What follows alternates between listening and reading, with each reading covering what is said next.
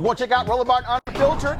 YouTube.com/Roland S. Martin. And subscribe to our YouTube channel. There's only one daily digital show out here that keeps it black and keep it real. It's Roland Martin Unfiltered. See that name right there?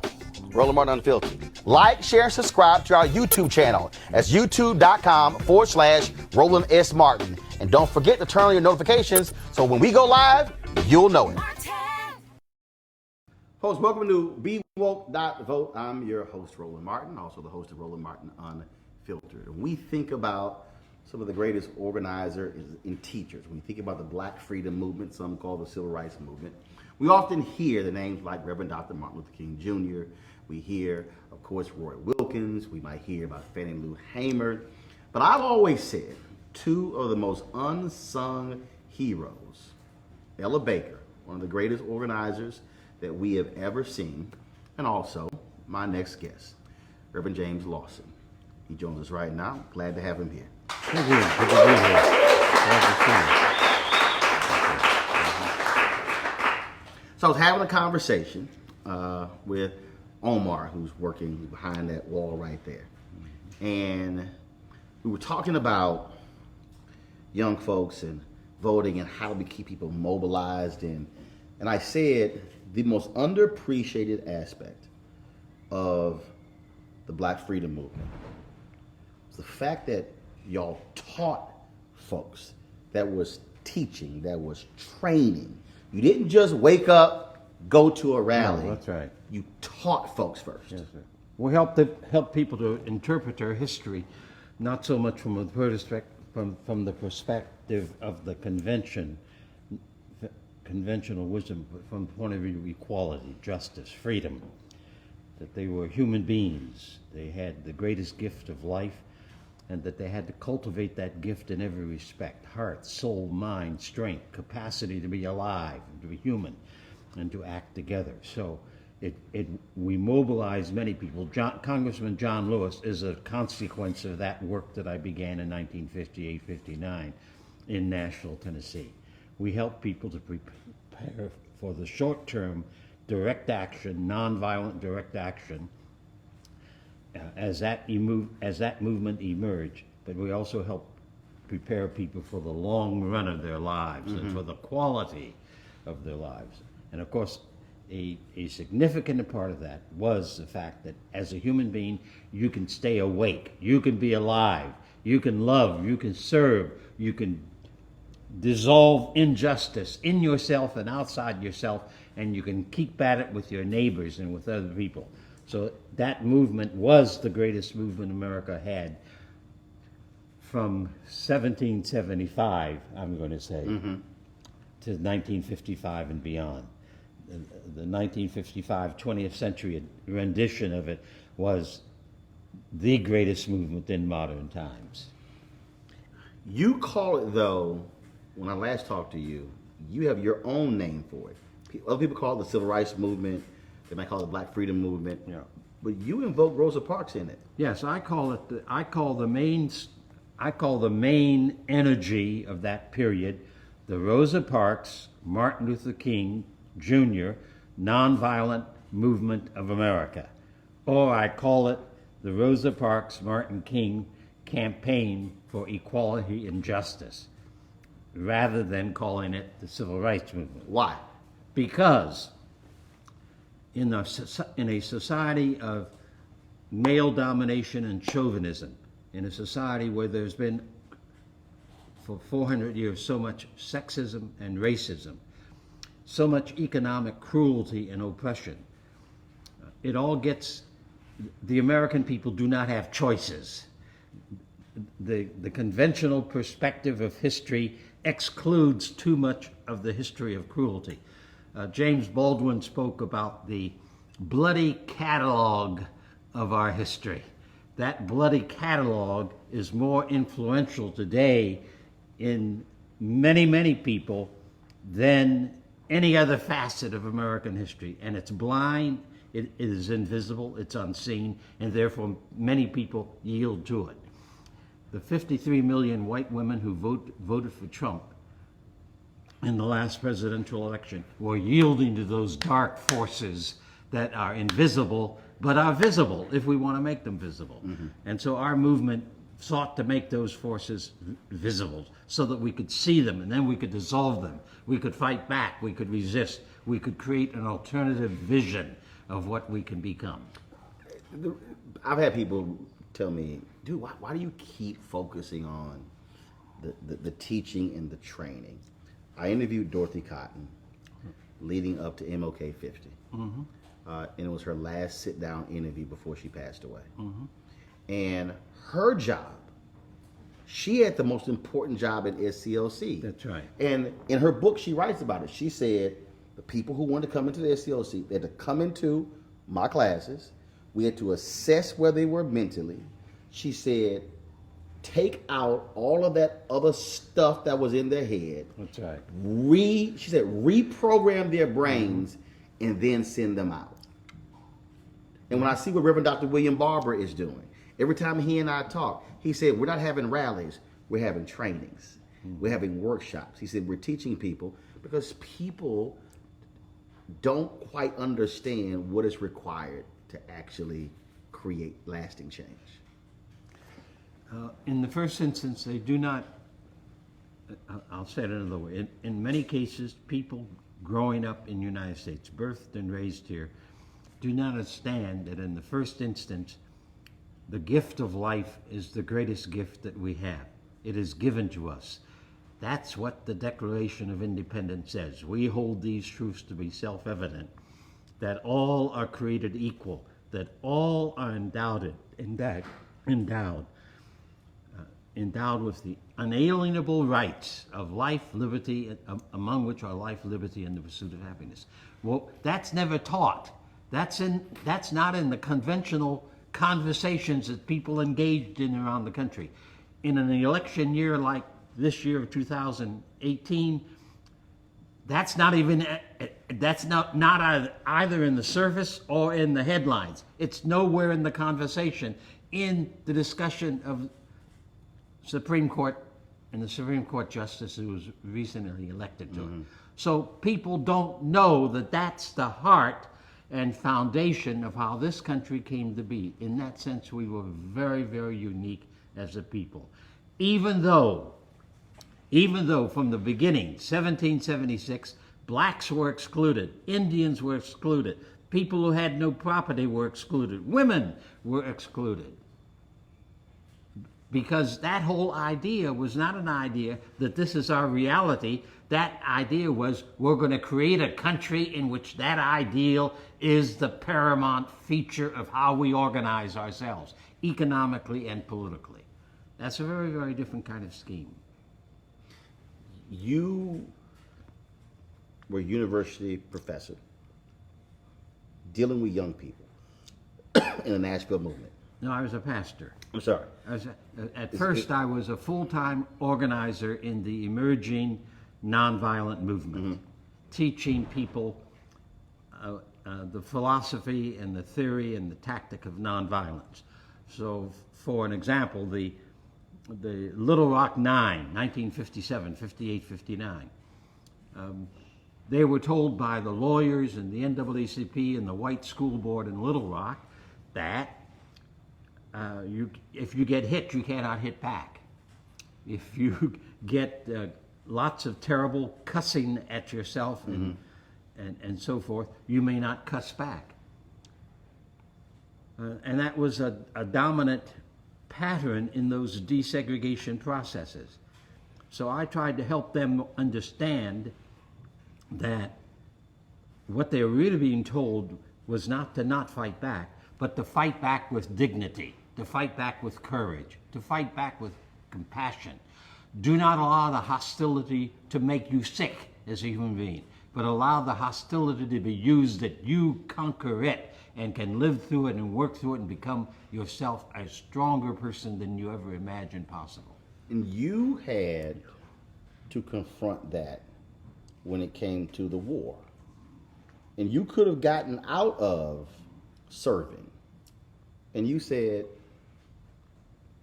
I'm not going. Well, it was actually, it's actually something else. I met my first racist epithet at age 4 in the streets of Massillon, Ohio. And I struck out and began to fight that white boy who lived in my neighborhood. We were playmates, but he was being taught that poison. That whole experience had made me aware of the fact that I was called to be a human being, and that names and all could not destroy me, but that they had to be resisted in order to be changed. So as I grew older, I realized, therefore, that every racist law, every racist ideology, every Jim Crow law, every no to being a man, a person in the world, I had to reject and resist. Then I recognized that the Selective Service Act was also an unjust law,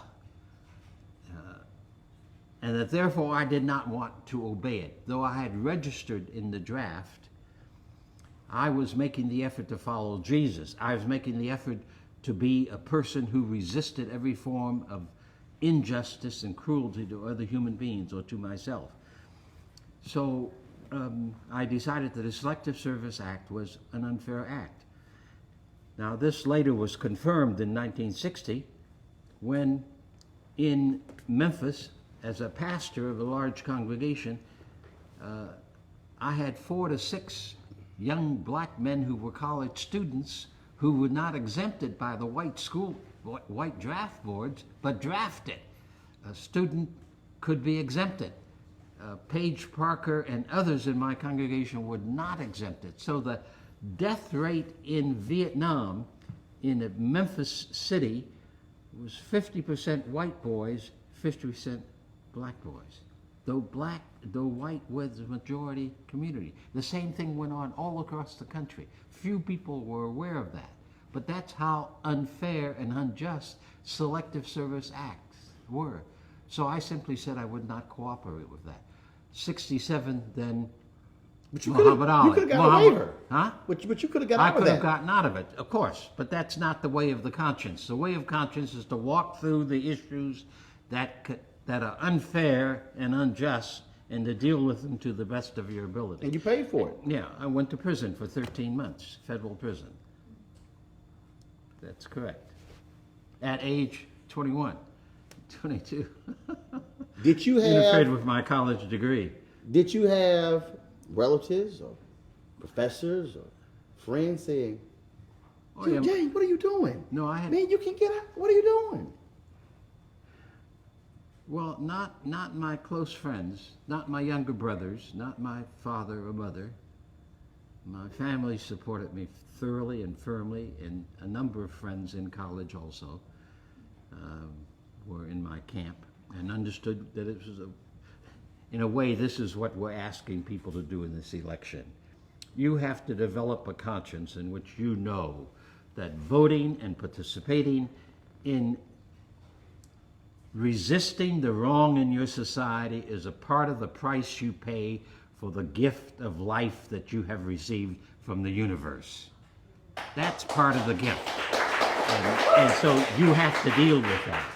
And in the United States, we've made things so easy because we pretend we've been exceptional. We haven't had a hard struggle that the Indians didn't get decimated from maybe 11 million to less than 2 million in 200 years, or that we did not have endless wars with the Indian peoples across this nation. We've pretended all of that's hidden. But the reality is that that was invisible to some. And white political philosophers, and I also think white media people, white professors, leave that history out of the public mix so that many ordinary citizens do not know the price that has been paid by other people for them having the opportunities and access that we do have today. That's part of the reality of conventional thinking. Earlier this year, we were in Memphis for MLK 50. That's right. Mm-hmm. And it is still amazing and just stunning and powerful when you see that just basic sign, I am a man. Exactly. Where'd that come from? Where? Because most people see it, but that had to come from somewhere. Yes, that's right. It comes from black song in the centuries of slavery, especially that huge body of literature, which is called the Negro spiritual or black song. When you go through some of that music, and I remember, for an example, as a child singing "Go Down Moses, Let My People Go." Well, that's a liberation song. That's a resistance song. It comes out of the Hebrew Bible. That song and many other songs like that in that black song literature said over and over again, and oftentimes in masked language. You are not a slave, you are somebody. You are a child of the universe, you are a child of God. You are loved, you are created in love. Your task is not to allow this slavery to capture your soul or diminish your humanity, but to grow into the full bloom of that humanity. So I am a man, you are somebody, we are the people of God is a part of the kind of mantras from the past. And I use that very frequently in all of our struggles across the southeastern part of the country, in Nashville, in Jackson, Mississippi, in the sanitation strike in Danville, Virginia, all around. That was a common message from Dr. King, from Ralph Abernathy, from Matthew McCullough, from Kelly Miller Smith, from a whole range of preachers who were actively engaged in that big movement to desegregate public life in the United States. You mentioned sanitation workers. When I interviewed labor organizers who were working with those sanitation workers, we were having this conversation, and I said, folks, I said, whenever we talk about Memphis, Dr. King being in Memphis, for me, the problem is that we forget why he was there. It was those men who said, we demand respect. Yes. Mm-hmm. And I talked to some of those men, I talked to their children, and the two workers who died. Yes. I talked to one of the sons, and I asked him, I said, what do you want people to know about your father? Because frankly, most people don't even know those two names. That's and right. He said, I want them to know that my dad just wanted to feed his family. Yes, that's right. They were hardworking people who thought that their responsibility with their family and for their family, with their wives and all, demanded that they stand up and seek change in that year of 1968. That's correct. Any number of them were baptized people of the churches where they heard some of these messages there. They had a deep nobility about themselves that made it possible for them to take on the economic system in the Memphis Mid-South area. And they decided that mm-hmm. before anyone else in the community did, you see. Mm-hmm. While I knew of the struggle going on and knew T.O. Jones, the chief organizer, and told him I'd be supportive in any way I could, nevertheless, they themselves made the decision that the strike was the only way they could create the power to change what they called the plantation. and that distinction is important because, again, what often happens when history is rewritten, it becomes, oh, no, this was a leader and that was a leader. And so, for instance, they tasked you with making the call to Dr. King to come to Memphis. Right. Mm-hmm. But it was the men who said, we are doing this. Yeah, that's right. And I've been asked about, well, how does it feel that you invited Martin King? Well, Martin King and I were associates from 1955 on. And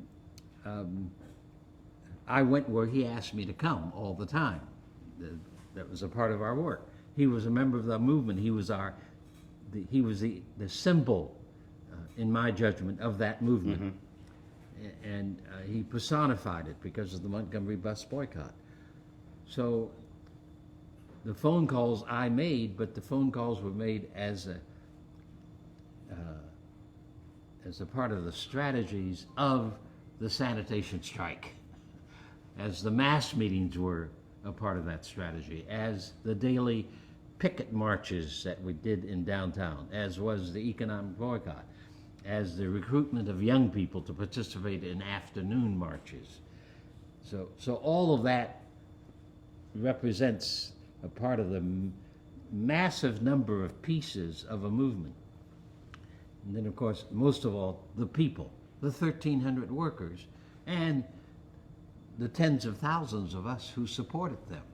So the issue for me is not conventional leadership, because it takes all of that for a movement that become a campaign that can forge the philosophy and the power that can push the envelope of injustice in the direction of justice. It cannot be done without the great numbers of people. And what you just described is, again, in Barbara Ransby's book on Ella Baker, where she and MLK differed. She argued that MLK believed that it was pulpit to pew. Baker said, no, it's pew to pulpit. She said, when you move the people and organize the people, she said, leadership will naturally follow. I thought that was an interesting, how that was framed in that particular book. But I want to say, white academy never understood the movement. And the tendency in the academy has been, and I teach still at UCLA, the academy's notion has always been to lift the differences. But the reality is that any kind of movement has the most vigorous kind of conversation and debate, oftentimes with even a lot of anger and fear in the midst of it. We were doing something we had never done before, and had never done before in this country. We were publicly, through direct action, challenging the hostility and the segregation signs, laws, and customs and attitudes. That had never been done before. So we were doing work that we did not know how to do, except we had a passion for the sense that this was cruelty and crude. And as Martin King, of course, also reminded us, it was contrary to the Declaration of Independence, it was contrary to the Constitution of the United States, so it had to be resisted. So some of the differences between maybe younger and older, irrelevant. Martin King was only 10 years older than Diane Nash, only 11 years older than John Lewis. Martin King and I was the same age, 5 years apart. So we were all young people in that movement, in my judgment. So SNCC and SCLC did not have that much difference. I was a founder of SNCC and a participant in the organization of SCLC and the development of SCLC. So those differences are how you hammer out a consensus, so that when the call is out that we strike, we strike. When the call is out that we have a mass meeting, we have a mass meeting. A movement takes a great deal of consensus, and you cannot reach consensus without oftentimes a long, hard process of conversation, debate, argument, bouncing human experience against human experience until we come out at the right place. I was at Mason Temple on April 3rd, where they had April 3rd, 2018. Yeah, I was there. Year. I was at 2018. Yeah, that's right. You were there April 3rd, 1968. That's right. I was there, yeah. Mm-hmm. And for the folks who just don't know, I mean, I'm doing this purposely because and the reason I'm doing this is because you were there. I need people to understand that how they heard these things and what's been framed, it has been retold by people who weren't there. That night, I think when we last talked, you said that either did you drive Dr. King to the church or made the call to say, Doc, you need to get over here because they're not trying to hear Ralph Abernathy. Well, they want to hear you. We had been visiting in the motel room from around 5 o'clock on. I had agreed that I would take Martin King and Ralph Abernathy to the mass meeting at 7 o'clock. So I got there early enough so we could visit about everything that needed to be talked about. April the 3rd, by that time, it was a very stormy night. And my colleague, Martin King, was of the mind that no one would show up. And he's always fairly tired. His energy and passion for the work is what very often gave him the drive that he had. So he begged off going, and the three of us finally agreed that Ralph Abernathy and I would drive on to the Mason Temple, and that if we felt that King needed to come, we would call back, which is what happened. There were several thousand people there. Well, one of the interesting things about Memphis is that it was the first major campaign we had anywhere in the South where we had an auditorium that we could use that could seat 8,000 people. Sometimes, as in Birmingham and Nashville, we would have 4 or 5 meetings in 4 or 5 different churches, and some of us would make each church and maybe finish up at 1 o'clock in the morning. King did this all the time in our meetings. So here, the Church of God in Christ had this sizable temple that seated 8,000 people, and people standing would fill it to somewhere between 10,000, 12,000 people. So he expected it to be empty with all that rain, whereas we were in the midst of really a very remarkable struggle that had massive support from black people and a few people, white people of goodwill. And so we were there in large numbers. When Ralph and I got there, the church was already filling up, the temple was already filling up. And so as soon as we called King, he came on over there, because he was one of the reasons people were there, to hear him and to be with him. It drives me crazy when I only hear people play the last 2.5 minutes of that sermon. Of that speech. Yeah, and I tell people, I say, yo, that's a 43-minute and 16-second amazing sermon, speech, lesson,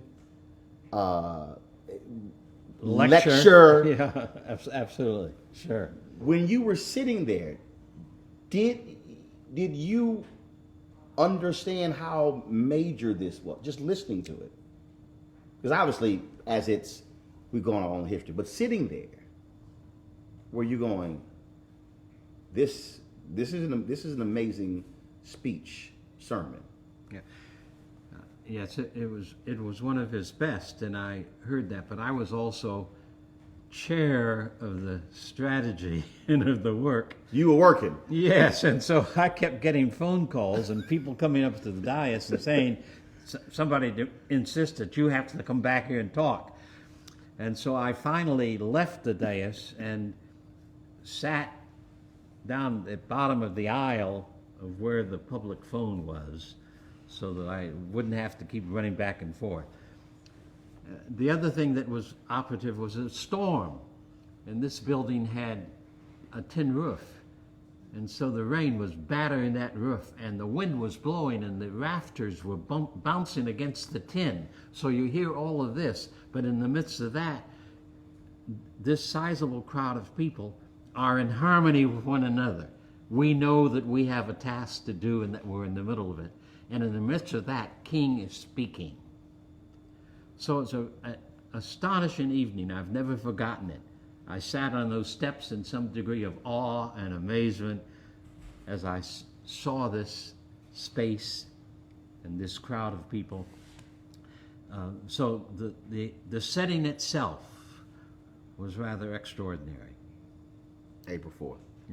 April 3rd. No, I got April 3rd. April 3rd, yeah. But April 4th. Yeah. None of us, of course, knew that the next day would be the assassination. Martin King always talked about the fact that he would be shot down in the streets of the nation in the midst of this campaign. He started talking to us about that actually with the assassination of John F. Kennedy in November of '63. Were it not for a promise you made to your wife, you probably would have been on that balcony. Well, who knows? Yeah. But y'all were meeting, y'all. I mean, all of those different. Well, as a family, we try to eat dinner together each night. So. And you told me, you said, yeah, I'll be home by 6. That's right. We agreed 6 o'clock dinner, and so I was on my way home. I was in the kitchen with Dorothy when we heard the news over a television set that Dr. King had been shot. At 6:01. Now I just left him, not too long before that. I was stunned when you said we immediately went back to work, that you did not really grieve until July. You said it was the work. That's right. Yes, that's right. Well, in the midst, like these terrible times in which we live, doing creative work on behalf of truth and justice, on behalf of people, on behalf of the wonder of life, on behalf of dissolving sexism and racism, doing work is one of the best ways for us to grieve. So I recognize that as a pastor, as a religious person. So yes, 9 o'clock Friday morning we marched, and I worked through the night to be sure that we were going to be there. We're trying to get folks not just to vote. Right, that's right. But to get them to understand that voting is a process. But what you must do after the election is over is this. So voting is the end of one process, then after the election is the beginning of another process. Voting is but one tactic that comes ever so often. In between, we have to be people deeply engaged in being informed about what our situation is, what the situation of our neighbors is, be concerned for racism, for economic injustice, for working families. So if we stay informed in a daily way, in our own neighborhood, in our own family, and around the community, then the voting becomes a major step that we're more than eager to go ahead and do it well.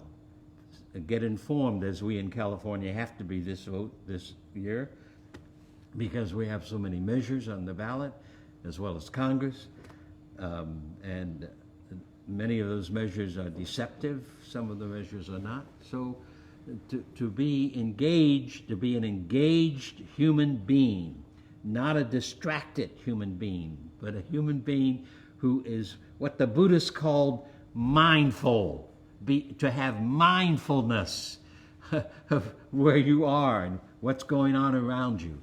This is one of our major problems. We have a Congress that almost is unaware of the plight of 325 million people in this country.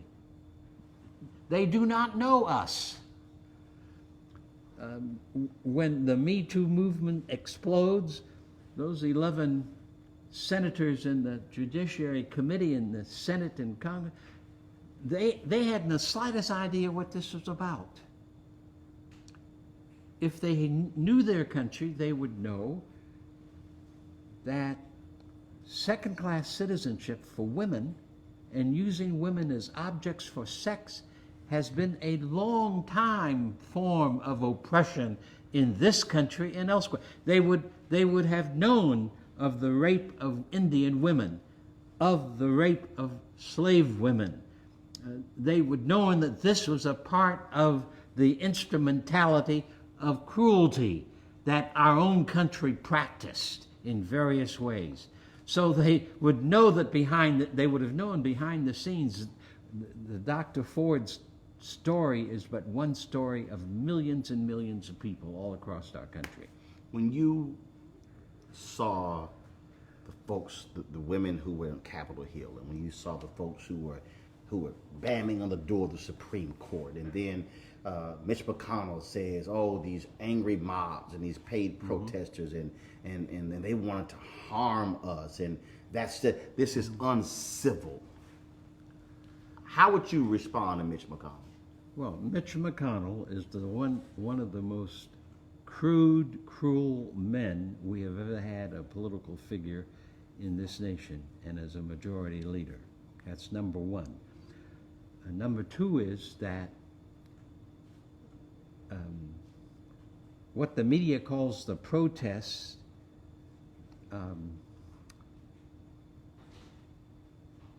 was all right, I suppose. But from my perspective, as a strategist of direct action, it was a mistake. How? Number one, Judge Kavanaugh, anyone who knows anything about the last 50 years in the United States knows what Judge Kavanaugh represents. Mm-hmm. He represents sexism. He does. He represents racism. The Federalist Society is a society that grew up out of the desegregation movement of the 60s and 70s, and out of the Supreme Court saying that the Constitution includes everybody. The first time that ever happened from the Supreme Court was in 1954. Mm-hmm. So Kavanaugh represents that element of white lawyers, some of them evangelical, but much more than people of power who want to wield domination and control. He represents that whole strain of people who decided that the Supreme Court is too activist. It has to go back and interpret the Constitution as in 1896 or as in 1849.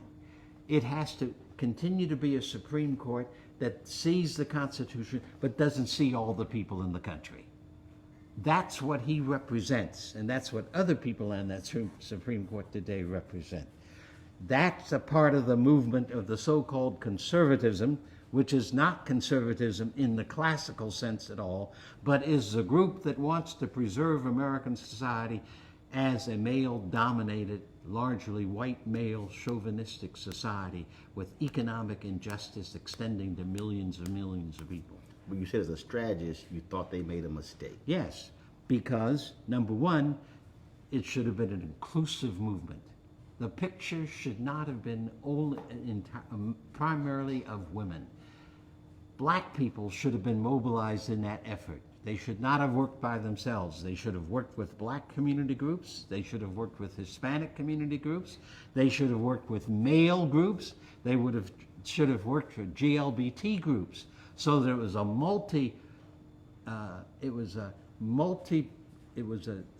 diverse, multi-ethnic, heavily mixed gender protest campaign. And because that is the way that campaigns in the 21st century must be. They must represent all the voices in this country who are seeking equality and liberty for all. You are not afraid to challenge folks who lead organizations or movements or whatever. When I asked you about Black Lives Matter, you said, again, as a strategist, you have some serious concerns. Yes, because all through the 20th century, all kinds of people around the world took on major tasks of doing justice in which they used the philosophy and theory and the tactics of nonviolence. Gandhi of India is the person who in 1906, as he fought against the Boer Empire and the British Empire in South Africa, tried to begin to pull this together and began to use the term nonviolence, soul force, began to use the term love force. He's the one who defined nonviolence as the use of the power of love and compassion in practical ways so that it demonstrates power to move power away from its crude elements, and to move power towards community, to move power towards the use of feeding the hungry, of dissolving racism and segregation and the like. So Gandhi can be called the father of nonviolence. He in his autobiography, Gandhi insists that he's worked on this for some 50 years. He collected strikes. He participated in strikes. He participated in sit-in campaigns. He participated in campaigns to help sharecroppers in India. He fought the racism of the British Empire in South Africa and elsewhere.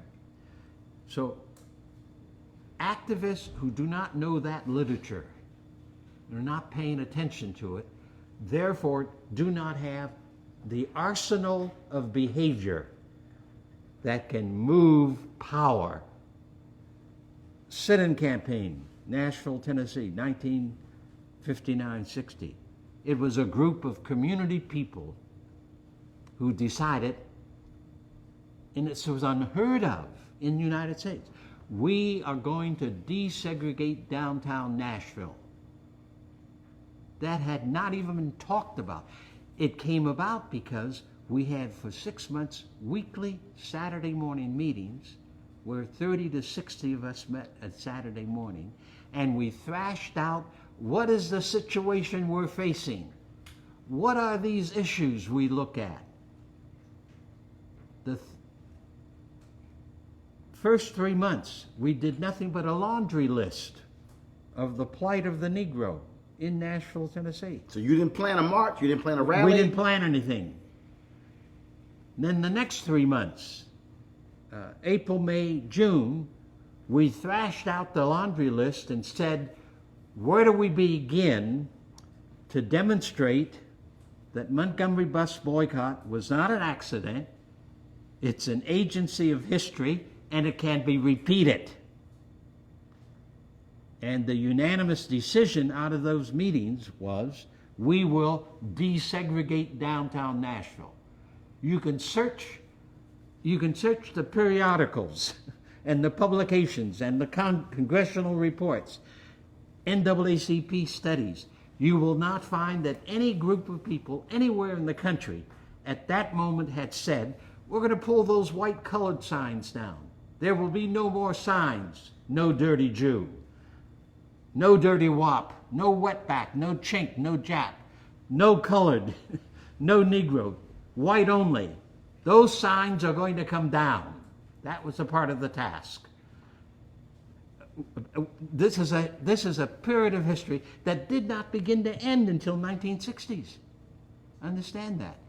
That group in Nashville, I'm astonished that we came to that consensus. I'm saying to myself, good heavens, how are we going to do this? I was supposed to be the strategist. I had never organized a campaign before like that. Though I had studied Gandhi and nonviolence around the world for some 10 years, lived in India for 3 years and followed Gandhi. Though he was dead, I followed his people in India. I will never forget the experience when that decision was made in June, my saying to myself, what have we done? And how is this going to be accomplished? There were no guidelines at that moment. And I proceeded then, and C.T. Vivian was a pastor in the city at that time. I did not know John Lewis at that time. I did not know Diane Nash. I did not know Miriam Berry. These were all people we recruited to come to the first workshops in the fall of '59 as we began preparing ourselves to do this work. So that threw into the United States a local community that offered a methodology that had been well researched and that we knew could effectively mobilize the forces that would say those signs are immoral, they're bad, and then would have the power to force the political system, the newspaper system, the business system to say they must come down. The city has to begin desegregation. And so Nashville was the first city in the southeastern part of the country that began to pull those signs down, renovate restrooms and waiting rooms in public places, pull the public signs down, the private signs down. And of course then the 1964 Civil Rights Bill, which the Kennedy administration, the Johnson administration, with a lot of Republicans and Democrats supporting it, then outlawed a private or public institution having such signs anywhere around the premises, or being able to say certain people of the USA can't come in here to have a hot dog or a Coke. So now it became law in '64, but it is Nashville that moved the people in such a fashion that we represented a power that could not be smothered and a power that could not be denied its right to demand that a little bit of justice begin. So what do you tell somebody today? What do you tell that young person who's watching, that person who was in the 20s or 30s, who says, okay, Reverend Lawson, that's great, I hear you, but everything you're talking about, that can't be used today. That won't work today. This is a whole different world. Everything that you've done, I appreciate it, but it can't work in the 21st century. First of all, such a young person represents the United States of America and its conventional culture. That's what I've heard all my life, in the 40s, in the 50s, in the 60s, in the 70s, and today. But they better begin to recognize that in socio-political issues, cultural issues, there are some rules that the universe will not allow to be broken. For an example, an ancient wisdom has said this. Jesus said you cannot get grapes out of a thistle bush.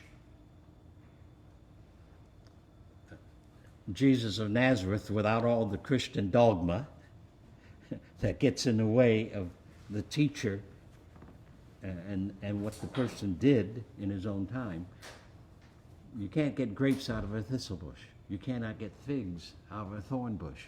You have to get grapes out of a grapevine. The same is true in terms of the principles of political struggle, social struggle. You cannot overcome the forces of Trumpism by imitating Trumpism in language or in behavior or in vision. You cannot do eye for an eye and a tooth for tooth with Trump and expect you're going to get rid of him. I think the voices that say, this election is going to do it are nonsense.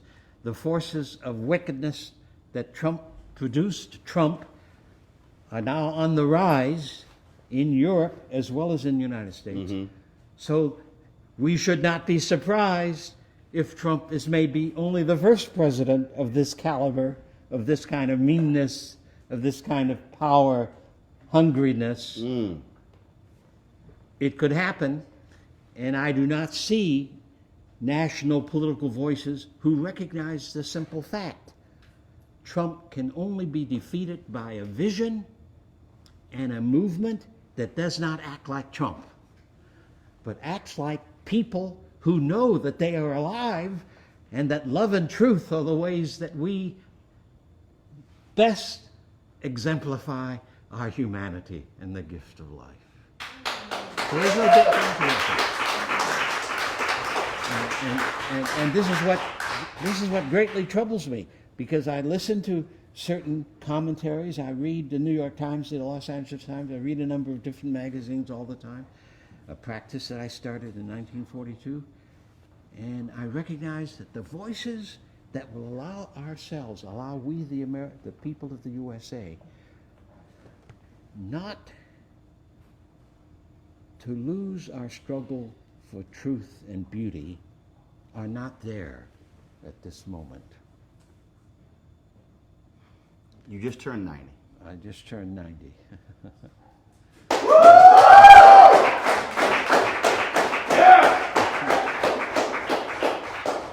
You spent nearly all your life in that pursuit of equality and freedom. Yes, that's, yeah. Mm-hmm. Someone might say, if you couldn't achieve this thing in 90 years, I just don't see it happening. Yeah. Do you believe that it will happen for those who have been disenfranchised, who have been oppressed by white male supremacy in the United States? Can we actually achieve that? My great-great-grandparents, we have learned, were slaves. My great-grandfather, as a very young man, with a small young son, escaped slavery going up through the Underground Railroad, through Philadelphia, up into the Guelph area of Ontario, where my dad was born. Now, all kinds of people then said that slavery is not supposed to be what's going on. We will have to destroy it. So my great-grandfather was one of the people, as a very young man, who then said, I'm not going to live here under slavery any longer. So we don't have slavery now. Now, I have to admit that there's some forms of slavery in other names in the United States. The people who work 60 and 80 hours a day and then have a hard time keeping food on their table or shelter over their head or caring for their children and transportation is of course, another form of slavery, though it's not called that. The point I'm making is that we're at this mark in our history because the changes to become a nation under God, where in fact justice and access for every baby is birthed, is underway. And Jeff Sessions, the Attorney General, represents the old order who would like to turn the clock back. But the clock is not going to be turned back. There may be great agony along the way between now and then, but the American people already have indicated that they don't want to go back to segregation. That especially young people today, and if we could get young people to follow the example of Gandhi or Rosa Parks and to strategize their behavior. America says you must do something. Well, doing something that doesn't work is the same as doing nothing. That's Gandhi. So what we did in the Birmingham campaign, the St. Augustine campaign, the Albany, Georgia campaign, the Freedom Ride, the Mississippi Summer campaigns, where we strategized and we analyzed our system and tried to put together the strategic offense that would make a difference. That kind of work in activism is essential work for the next 100 years or so. Two more questions. Yeah. If there is a group that's assembled, and that group is Pastor Robert Jeffress, Jerry Falwell Jr., Franklin Graham, Paula White, Tony Perkins, Ralph Reed. Oh, yes, Ralph Reed especially. All these white conservative evangelicals who say they all love Jesus. No, they don't. They don't know what that means. If that group is assembled, Yeah. and you are standing before them, what do you tell them?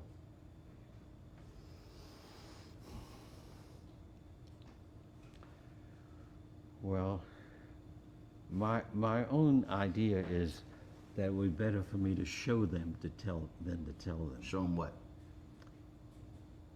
In the 50s,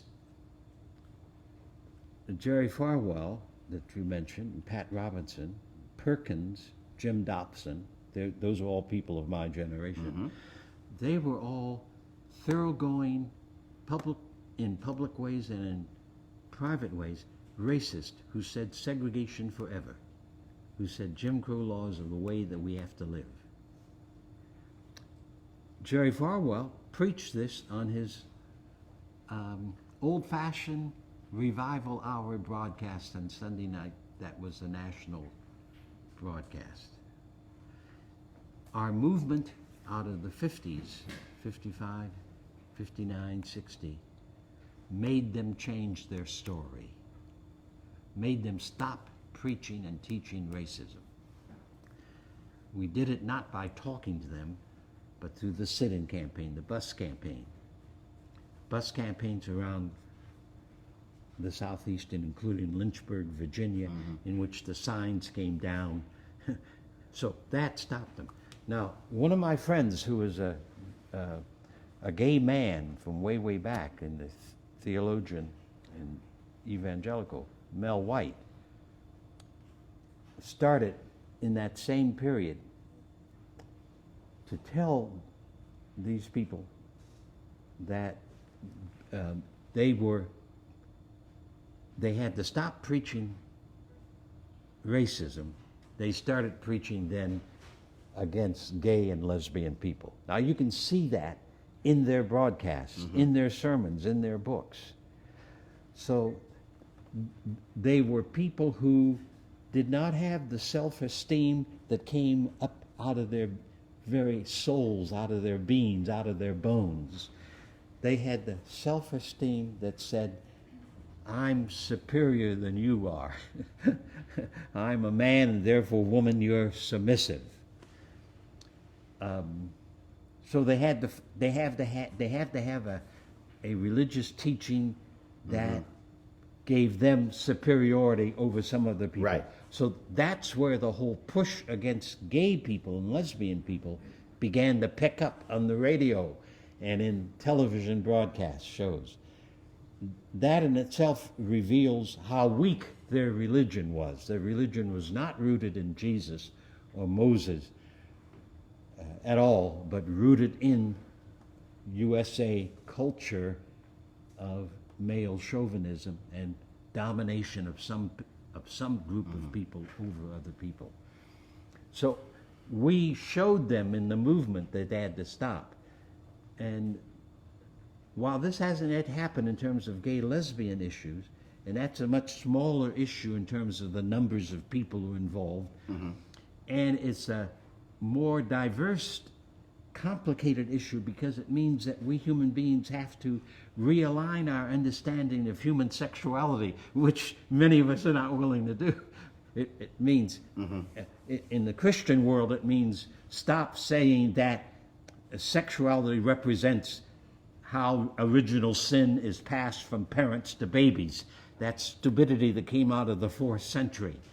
So a whole society has to change its understanding and see human sexuality as a good gift of creation, a good gift of life that can be appropriated for the advancement of life and for the achieving human potential.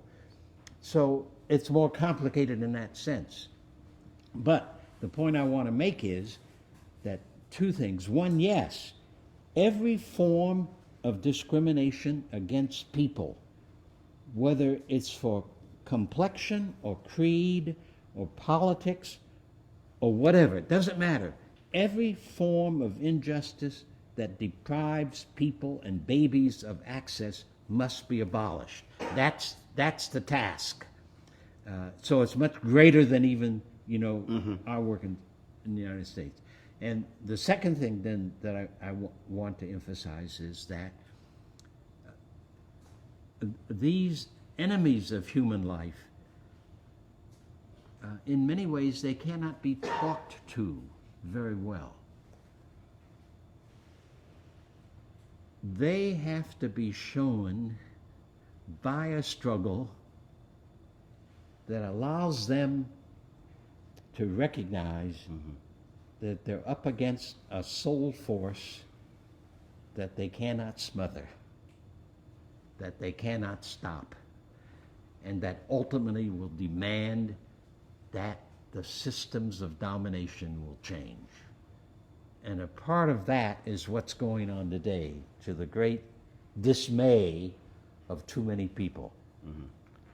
So the King movement of 1955 is the first time in a very violent civilization, Western civilization, any sizable group of people started to work to change by insisting we can use nonviolence power to create the change. Gandhi said that nonviolent power, the power of life, is the greatest and most creative power of the universe. And that if we human beings turn away from conventional wisdom towards using the gift of life, which is ours at birth, we would be surprised what the future of the human race will look like. Last task. You come upon a young person. You come upon somebody who's in their 30s or 40s or 50s or 60s or 70s. And they say, Reverend Lawson, I listened to all that stuff you laid out. And I appreciate all of that. I just do not believe that voting will make any difference whatsoever. They ignored that sign that's at the Civil Rights Museum, formerly the Lorraine Motel, where that black girl said, all I want for my 18th birthday is a voter registration card. They say that stuff doesn't matter. You've got 30 seconds. That's all you have. You might be getting on the plane, getting in the car. You might be trying to get to your house. All you got is 30 seconds to tell them why they must vote. What do you say?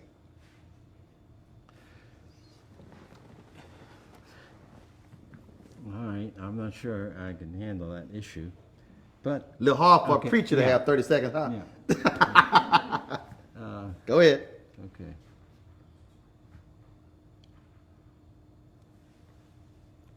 You cannot fulfill your life if you're not willing to engage in the tactics and strategies that makes your own life grow and helps you to build the community in which you want to live. Voting is a singular method for a people locally and regionally to govern themselves. 28 seconds. Okay. Reverend Lawson, I appreciate it. Okay. Thanks a bunch.